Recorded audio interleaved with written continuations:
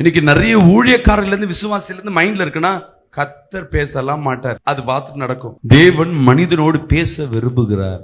ஆதாம் கிட்ட பேசுவதற்கு தினந்தோறும் வந்து பேசுறதுக்குன்னா ஆதாம் பெரிய ஆளா? அவட படைக்கப்பட்ட ஒரு படைப்பு, அவ்வளவுதான். படைப்பாளி வந்து டெய்லி வந்து பேசுறாரு மனிதன்ட்ட. அவன் பாவம் செஞ்சு ஓடி தேவன் சபிச்சார், அவனை தண்டிச்சார். இருந்தாலும் அவங்க கிட்ட பேச விரும்புவதற்காய் இயேசுவை அனுப்பினார். ஹல்லேலூயா. இன்னைக்கு ஆவியான நம்ம கை தந்து இருக்கிற கர்த்தர் பேசுவார், தேவன் பேசுவார். அவர் சத்தத்தை கேட்க நீங்க ஆயத்தமா இருக்கு. கர்த்தர் சத்தத்தை நான் எப்படி கேட்கறது?